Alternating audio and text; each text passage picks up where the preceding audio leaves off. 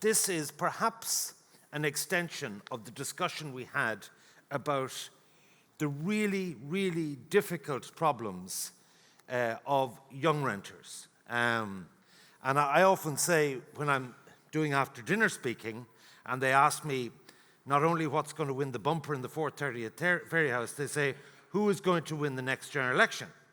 And I have a spiel where I say, well, the dole is going to increase from 160 to 180 with population. So the magic figure goes from 81 up to 91. And that on present predictions, I see Sinn Féin north of 60. And I think there's an iron rule of politics that nobody, Blair, Thatcher, Bertie, goes beyond 14 years unless you're President Xi or Putin. And maybe that's a good thing. And Fine Gael will have hit that 14-year barrier 2011 to 2025. And therefore, I think the next government will be SF and FF. And I think the reason it will be that is because if you look at the number twos, Sinn Féin didn't run enough candidates in the last election. The number twos actually elected a raft of left-wing people. So the logic is, if Sinn Féin run enough candidates, they will cannibalize that. So that's only my, you know, part of my shtick is I do punditry the way people do it on soccer or whatever, and that is my take on it. But I go on to say, this is not a normal Tweedledee, Tweedletum, because, and this is where it links into this discussion, people under 40 are living a different life to the life that I lived at 63. They have no, beyond the public sector, they have no aspiration to holding a defined benefit pension. It's run with the wind, defined contribution pension. And secondly, their prospects of home ownership are really, really difficult. And that is because 40–50% of their income, disposable income, is consumed in rents. And these people actually believe that the boomer generation have pulled up the ladder behind them, and they are as bitter as hell. And therefore, it wasn't just a snapshot in 2020 that voting Sinn Féin went viral. There is an unsated anger amongst young people. And I think, so I'm trying to put all that in an analysis field. I'm not getting into the rights and wrongs of it, but I think it's very real and it's very potent. So this conversation, now that you're all sitting down, I do these fillers from time to time, is to illuminate the future of renting. And it's to go beyond the kind of glib one-liner, we need more supply, which is, you know, definitely true, but we need to and some of this we discussed on the last panel. So it's a great pleasure to welcome someone who's ubiquitous on media, Rory Hearne, Assistant Professor in Social Policy in Maynooth University, also the author and very vocal, not only on social policy, but particularly in relation to housing policy and some of the difficulties of the generation we speak of. And his book was Gaffs, Why No One Can Get a House and What We Can Do About It.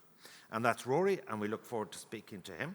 And I would have to say, perhaps for this audience, would be a bit of a bête noire. I think would be a fair comment as well, insofar I'd say it's better welcome as a what in a spacesuit. Exactly. Well, the point being that this is the place to have thought leadership and to deal with conflicting arguments. It's also a pleasure to welcome Rachel Slaymaker. She has a long career with the ESRI, and she has been focusing in relation to housing affordability, rent stabilization measures, mortgage arrears, housing credit access, and macroprudential policies. She also authored a review in the Rebuilding Ireland Home Loan and had other publications in relation to housing tenure and so on. And I think is acknowledged to be one of the leading researchers and experts in this area, and again, with no axe to grind and so on. So basically, the heading is The Future of Renting in Ireland. So before I stress test you, what is the future of renting in Ireland? Well, I mean, I think obviously it's in a difficult space at the moment. I think some of the work that we've been doing, I think a lot of work is very much on the sort of the short-term situation. But some of the work that we've been doing is looking a bit longer term. So looking at the potential sort of impacts for, we know that the kind of the falls in home ownership we've seen, and kind of obviously the very high rent levels that we see, particularly for younger households, and sort of what are the longer term implications of this for when these cohorts are starting to reach retirement. I think that's obviously kind of a key issue. And in the work that we've been doing, I think currently we know that current pensioners have home ownership rates of kind of just over 90% on average, whereas home ownership rates are kind of obviously much lower for younger cohorts. In the work we've done, we estimate that those currently aged between 35 and 44, only around 2/3 of those are likely to be able to achieve home ownership by the time they've reached retirement. And of course, this means that when they hit that point, not only do they not have the asset of a home, but they will also face paying continued rent into retirement. And currently, income poverty rates for pensioners after housing costs are around 14%. Our estimates, if we see falls in home ownership of the magnitude that we expect, we're looking at seeing around a third of those households for that age cohort facing poverty in retirement. So I think obviously there are lots of things that kind of come into this, and it's not just about the rental sector, it's about home ownership, it's about the full spectrum of tenure across the board. But I think the long-term implications really need to be thought of carefully. So let me extrapolate the idiot's guide to that, which is that people between their mid-30s and mid-40s, typically, intergenerationally, 90% of them had got a foot on the home ownership ladder. That is heading to 60% in rough terms, and that by 2050, as those people become pension age, they will potentially face further rent problems, no ownership, and they'll probably be earning half of what they were when they were working, and we're seeing acute problems. So are you saying that they will require social housing? Is that what you're saying? I mean, I think by the time these households reach, obviously, many of them would then become eligible for social housing with the kind of the fall in their incomes, and they'd come under those limits. But is that the social housing isn't obviously currently, we're kind of well aware that sort of the lack and the increased likelihood of housing households in the private sector. So we've currently kind of around 62,000 households receiving HAP last year, sort of living in the private sector accommodation, and obviously all of the, even beyond the affordability challenges, all of the sort of the tenure instability problems that come along with that, and kind of becomes particularly problematic, I think, for these older households as they kind of are hitting retirement. Is that not moving towards a European norm? I remember speaking to a Danish central banker who said, oh, last week my mother died and I returned her key of her apartment to the council or whatever. And the expectation was that they would go through their lives not owning the house. Are we actually, is there a structural shift that's maybe in line with the rest of Europe? So, I mean, I think we're currently just doing some work, it's not published yet, but sort of in the process of doing it, looking at sort of where Ireland sits in a cross-country context in Europe. And I think one of the things that's really clear, obviously, we know that high home ownership rates for older households in Ireland sort of amongst the highest in sort of European, certainly Western European countries. But what we're actually seeing now is sort of Ireland sees one of the biggest gaps, sort of looking above 40 and below 40, has one of the biggest gaps in the home ownership rate across Europe. And actually the sort of the levels that we're seeing of home ownership in the younger households are more akin to countries like Denmark and Austria, which have kind of very established rental sectors. I guess that the issue particularly here is that we don't have the sort of the long-established, kind of more stable rental sector. So the landlord structure doesn't really exist. Okay, yeah. Rory, the future of renting in Ireland. Yeah, and it's great to be amongst friends here. It is interesting, I think, to look at it, because I think that's uncertain is what I would say, because these are extrapolations of where it could go to. I think it is very much dependent on policy, on what happens around that. And you talked about the political situation, and I think I would even go beyond, and from what I'm hearing and talking to people, that the anger about this exclusion of a generation isn't just amongst themselves. It has now filtered into their parents as well. And I think that when we talk about the future of renting, there's a whole section excluded from that, which is the adults living at home. And, I went through the CSO figures from 2016, and that showed in the region of 450,000 adults living at home with their parents. Like, that is a massive, and we're hearing that all the time, the fall in the rental sector. A lot of people are moving back home into situations of overcrowding. So the question is, where is renting going? I would say, it's very difficult to tell. What is clear is that if we go on the base of current policies, it is going to increase, and the demand for rental, in the sense of the private rental, is going to continue. But if policies change, then I think there could be an alternative future ahead of us. And I think if you look at it, the question is as well, is how much can people sustain the current rental system?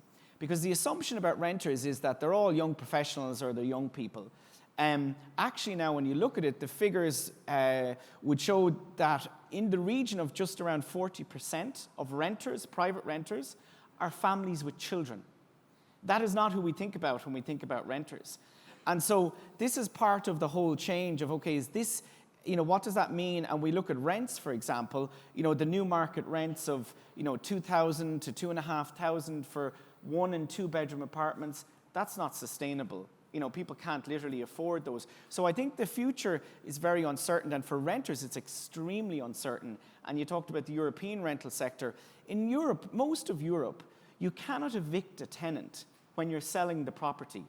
But for many people who invest in property in Ireland, they think, I can do that. Like, I should be able to do that. Yet that's not how it's done in Europe. So the future of renting, I think, is going to be based on policy, and it's going to be based about our cultural norms and how we think about housing and property. I put it to you that you're being too polite. What you've said is that big vested property interests are making millions from squeezing an entire generation. Property prices and rents are kept high due to the government's long-term commitment to the market. Discuss. Absolutely. I didn't want to say it amongst, I tried That's to all be right. polite. No. I think that, and a lot of my policy criticism and critique has been of government policy. Because the market, as I argue, the market will do what it will do. It wants to make money from housing and property as a commodity and investment. That's what it does. But for me, the core of government should be to guarantee a sufficient supply of social and affordable housing. And that's where my biggest critique has been. And it was interesting listening earlier to the discussion about policy, because we look at, how did we end up in this crisis? We talk about renters, a third of private renters are social housing tenants. They're in receipt of some form of social housing subsidy. So that change in policy from building social housing and reducing it down, which goes back to the late 1980s, the shift away from council housing, that has led us to a situation that now we're reliant on the private rental market for social housing. And landlords are saying, why am I basically being a social housing provider? It's not my job, it's not my role. And to a certain extent, they're right. It shouldn't be their role. The state has utterly failed in its understanding of social housing. You've gone further and said that is it that you believe the state should set up companies and corporations because the interesting thing is that one of the success stories is approved housing bodies, and they could become hard hat builders and so on, and they haven't chosen that route. I mean, where is the evidence that a state company, and we've seen, we had a history of a lot of state companies that, from Aer Lingus to, who had to deal with the market, whether they liked it or not. And in other words, what makes you think the state, the state has to provide healthcare. The state has to provide elder care. It has to educate our children, because no one else is going to do it. It's not a viable activity. Where is the evidence that the state is going to be productive, efficient, cost-effective, relative to a company who have to focus on a bottom line? Well, I suppose this is the question, and I think that you named it there. Education, healthcare are fundamental human needs. Housing is as well. Yet we leave its provision up to the viability of its provision or not, whether it's deemed profitable by private providers. I think that's a fundamentally flawed approach. It's not saying that the state takes over housing. It's just for social and affordable housing, the state should be able to guarantee its provision. And I argue that in the book that there are a number of ways we can do that. I think it's the expansion of housing associations and what they do and support for them, getting local authorities back involved, the likes of the O'Coolon co-housing providers, and that will involve contracting the private sector to build a lot of housing. But alongside that, I think there is a role for the state itself setting up a state construction company, in particular because of the issue of capacity in construction workers. Construction workers now largely are self-employed. The people who actually build the homes are self-employed. There's not security. They're emigrating again. We need capacity. And is there any other model you would point to, other than China and Russia, that you could actually say in a market economy? Oh, you have to get the dig in, don't you? No. I'm curious about this. Where is the example that say there's a country that's cracked it with state enterprise in building houses? Plasterers, sparks, block layers. So there is no country where the public sector is the only provider of housing, the only builder. And I would agree with that. I have no issue with the private sector, and it should be building housing as well. But in Helsinki, in Finland, the municipal local authority has its own construction company that engages in maintaining its buildings, rebuilding a certain amount. It's not all of it, but it is a certain amount. And that is a country that actually does housing very, very well. So I think there's space for both. And isn't the private sector all for competition anyway? So why not have a state player I think as well? they're all for competition, but I don't know if they want to pay through their taxes for more competition. But you see, this is the thing. I think we've fundamentally misunderstood the role of housing in society, in our social cohesion and in our economy. It is now jeopardizing both.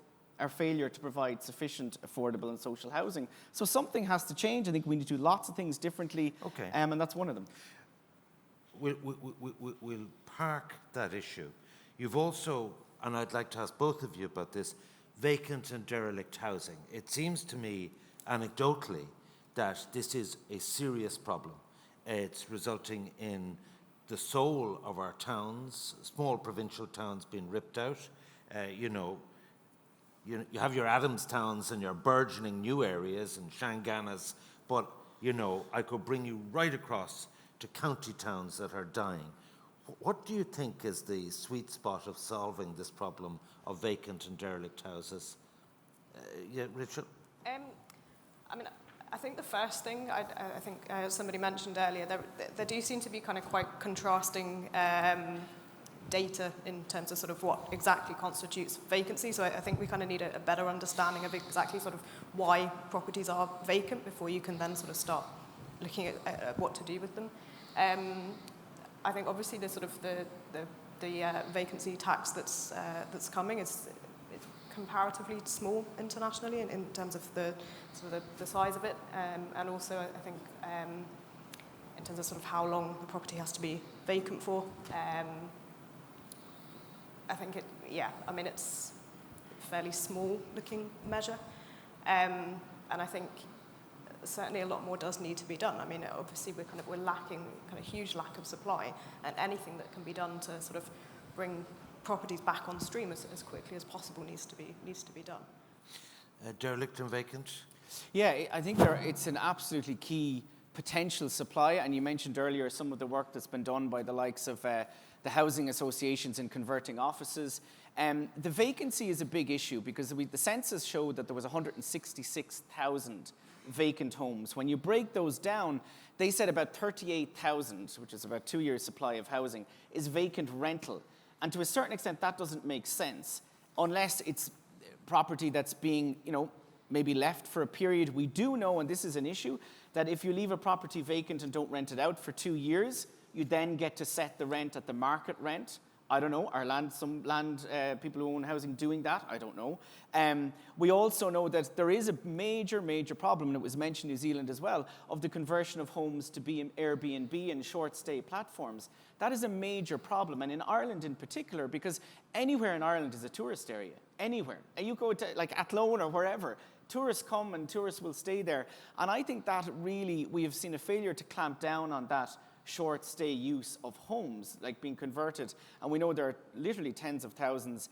There are other issues around, the holding property in wills and things like that and been caught in probate.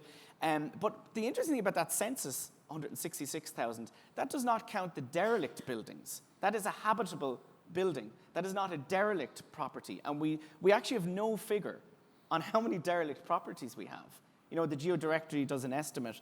But so I think data is absolutely essential. But on the other hand, we have to crack this properly. Like, in some ways I see increasing effort and emphasis by government, the land development agencies, local authorities in the last year. But I was saying we needed this 8 years ago, you know, in terms of a response, and was saying what we needed to do. I think vacancy and dereliction, we have to look at compulsory purchase orders, compulsory sales orders. It's expensive. The state has to fund it. You know, I come back to, you know, what do we put into housing? You mentioned $4.5 billion. 1 billion of that is in subsidies to landlords, not building homes. We spend 22 billion on health. And I think we need to increase the money we spend on housing significantly. And, you know, I've had this debate. I was debating Michael O'Flynn from, you know, and he was saying, well, you know, things have to be cost efficient. Yes, they do. But I think also I was arguing for we need to put what's needed to build homes and take them into vacant and derelict homes. And he was saying, so that means an open checkbook. And I said, to a certain extent, we need an open checkbook at housing now. There needs to be no barriers, and just do it and deliver it. And that will mean contracting the private sector, and it should mean developing public sector capacity as well. Okay, a final question to each of you. The main state scheme to support tenants is the HAP. Good scheme, it's escalated in costs. People have said if you keep raising the limits, it'll keep raising rents. You've looked at international state schemes, subsidies. How do you think our HAP scheme, is it fit for purpose or not, or what? I mean, I think it's a difficult question to answer. It depends which perspective you're coming from. I mean, from a pure affordability perspective for the recipients, very clear benefits. Obviously, kind of a lot of issues around housing so many people in private sector accommodation and arguably kind of squeezing out sort of the more traditional PRS sector. And then obviously the costs. I mean, I think we around $500 million spent last year. One of the things quite interestingly looking at subsidy supports across Europe and some of the work that we're doing, Ireland really stands out in terms of the size of the subsidy that households receive. So there are, in many countries, have a sort of a much greater share of renters receiving subsidy supports, but they tend to be sort of in the magnitude of 3 or 4 times smaller than obviously kind of what we see with HAP. So it's a very expensive scheme. I think certainly sort of it's here at the moment. It is kind of having some impact, clear impact on the kind of lower income households in terms of their affordability. Are you advocating any reforms of it? I mean, I think one of the difficulties, there's no simple answer. I mean, it's not a long-term solution to the problem, but until sort of more affordable supply is coming onto the market, then it will have to remain. I think it is important that both the income and the rent limits are looked at, because obviously kind of increasing them means that more people are kind of qualify for HAP, and it means that kind of the supply of properties isn't there, so in a sense it's sort of an impossible balancing act. Okay. But I think you do have to kind of, if you're going to have these schemes, it's no use if there are no properties available under rent limits. So finally, Rory, just building on the discussion I suppose I had with Pat Farrell earlier, the narrative I hear from you, and tell me if I'm being pejorative or unfair, that the problem is almost the landlords, their greedy appetite for more and more rent, their appetite to evict their tenants, the poor standard of accommodation, and I'll use these words, not you, kind of rack landlordism, just in whatever manifestation.